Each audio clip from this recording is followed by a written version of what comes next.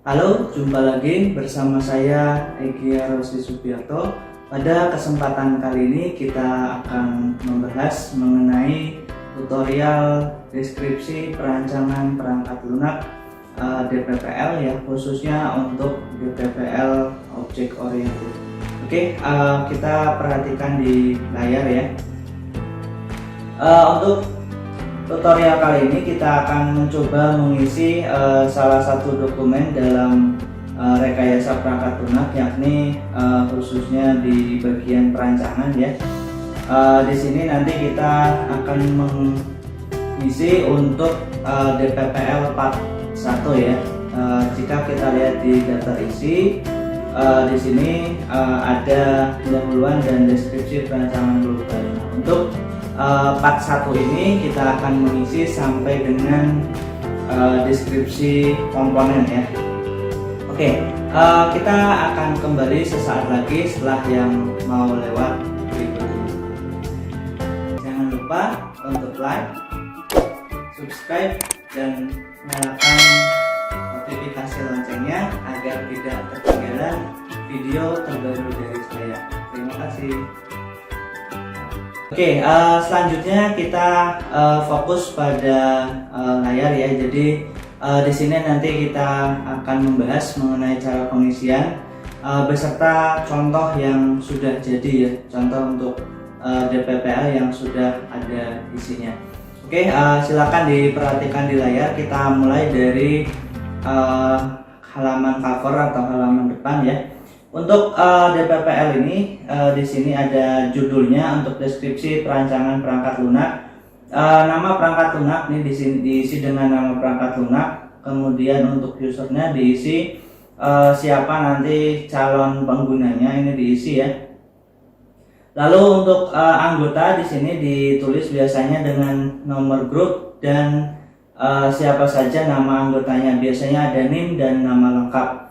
Nah, kemudian ini adalah template ya, program studi teknik informatika UDN Semarang. Ini nomor dokumennya kalian isi dengan nomor kelompok, misalkan DPPL kelompok 1 maka DPPL 01. Kemudian halaman ini diisi dengan halaman 1 dari total halamannya ini ada berapa. Kemudian tanggal rilis ini bisa ditulis dengan tanggal kalian kapan membuat dokumen ini ya. Oke, untuk contohnya di sini ada contoh untuk DPPL yang sudah ada atau yang sudah jadi. Kita buka di sini ada DPPL TR ya. Nah, ini TR ini treat ya. Nama aplikasinya atau nama perangkat lunaknya adalah treat. Kemudian untuknya ini nama usernya ya. Ada beberapa user di sini. Untuk kepolisian, masyarakat, pemadam kebakaran, dan ambulans. Kemudian oleh kelompoknya jadi di sini ditulis bisa berupa NIM nama atau nama dan NIM. Di sini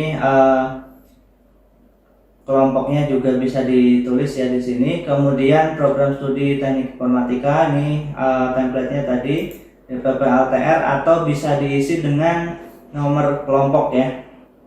Kemudian halamannya 1 dari 75. Ini karena sudah ketiga kali maka revisi C, tapi kalau masih awal berarti masih strip ya.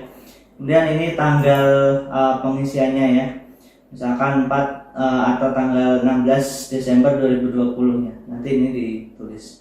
Kemudian yang halaman kedua ada daftar perubahan. Nah ini ditulis ketika sudah ada revisi dari dosen pengampu ya. Ketika ada revisi di revisi A berarti ini revisi yang pertama kalian isi, kemudian revisi B ini revisi yang kedua dan seterusnya ya. Untuk contohnya seperti ini ya, ini daftar perubahannya sudah mengalami 3 kali revisi, maka di sini di revisi A fontnya harus Times New Roman, kemudian di revisi yang kedua ini diisi dengan deskripsi arsitektur, kemudian di revisi yang ketiga atau revisi dokumen yang ketiga ini mengubah rancangan antarmuka ya. Kemudian diisi juga ditulis oleh kelompok berapa. Nah ini diisi ya.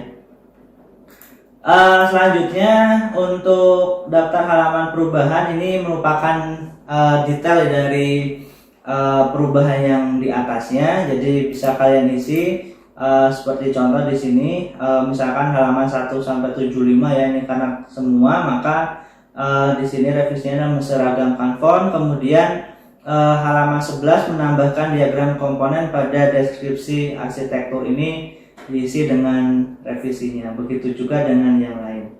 Nah, selanjutnya halaman ke daftar isi ya. Di sini karena part 1 di sini hanya membahas dari bab 1 sampai dengan poin 2.3. Nanti yang dikerjakan di part 1 hanya 1 sampai 2.3. Nah, selanjutnya nanti di part selanjutnya ya. Nah, kemudian di sini pendahuluan diisi tujuan, lingkup masalah, definisi, aturan penamaan dan penomoran, kemudian referensi, kemudian ada ikhtisar dokumen. Nah, ini kurang lebih sama dengan yang ada di SKPL ya, hanya saja nanti diganti dengan dokumennya DPPL ya. Kita lihat di contoh yang sudah jadi di sini.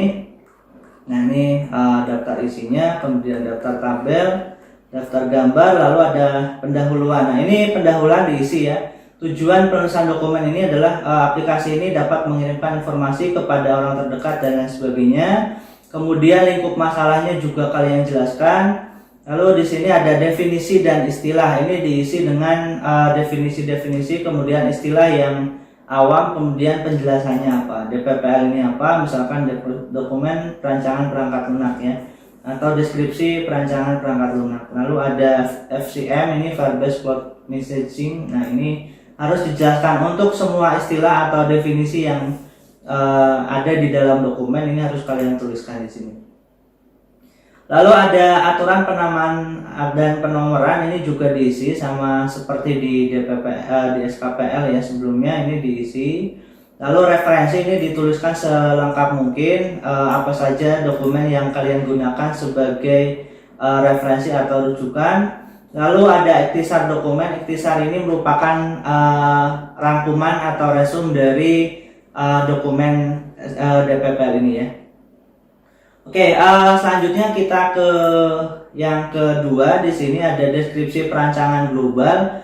Di sini isinya ada rancangan lingkungan implementasi, kemudian deskripsi arsitektural, lalu ada deskripsi komponen. Nah, ini kita akan kerjakan untuk part 1, cukup sampai di sini dulu nanti ya. Oke, untuk contoh yang sudah jadi di sini ada 2.1, ada rancangan lingkungan implementasi, misalkan sistem operasinya Android ya, karena ini buat aplikasi Android. Kemudian DBMS-nya menggunakan Firebase, kalian bisa juga menggunakan Oracle atau MySQL. Kemudian ada development tools-nya, ini pakai Android Studio. Lalu ada bahasa pemrogramannya Java. Lalu yang 2.2 ini deskripsi arsitektur, berisi penjelasan singkat tentang arsitektur perangkat lunak yang dibangun, gambarkan dalam bentuk diagram komponen. Kalian gambarkan deskripsi arsitekturnya, kemudian gambarkan dalam bentuk diagram komponen. Nah, ini seperti ini ya, diagram komponen. Jadi komponen-komponen yang ada di dalam perangkat lunak yang terhubung, kalian gambarkan dalam bentuk diagram komponen. Nah, untuk diagram komponen ini ada di dalam Enterprise Architect. Jadi kalian tinggal cari saja untuk komponen diagram, kemudian dibuat seperti ini ya. Jadi hubungan antara satu komponen dengan komponen yang lain ini digambarkan dalam bentuk diagram komponen. Nah, selanjutnya ada deskripsi komponen ya. Kalau di template kita lihat seperti ini, ada diisi dengan daftar modul. Daftar modul bisa diisi dalam bentuk tabel, ada nomor, nama komponen, dan keterangan ya. Untuk contoh yang sudah jadi, bisa kita lihat di sini ada tabel 3, deskripsi komponen. Di sini ada nama komponen, misalkan akun user, kemudian keterangannya modul ini hanya dilakukan oleh user untuk menampilkan akun, dan lain sebagainya. Untuk semua modul atau semua komponen yang ada di dalam perangkat lunak, kalian tuliskan di sini nama komponennya apa, kemudian penjelasannya dalam kolom keterangan di sini ya, sampai dengan selesai. Nah, ini untuk pengisian DPPL part 1 ya. Oke, selanjutnya nanti kita akan bahas untuk pengisian DPPL part 2 ya. Kurang lebihnya saya minta maaf jika masih ada kekurangan, nanti bisa ditanyakan, kemudian kita akan bahas lagi di part 2, DPPL part 2 atau part selanjutnya ya. Oke, saya cukupkan untuk DPPL part 1 cara tutorialnya. Terima kasih atas perhatiannya. Wassalamualaikum warahmatullahi wabarakatuh.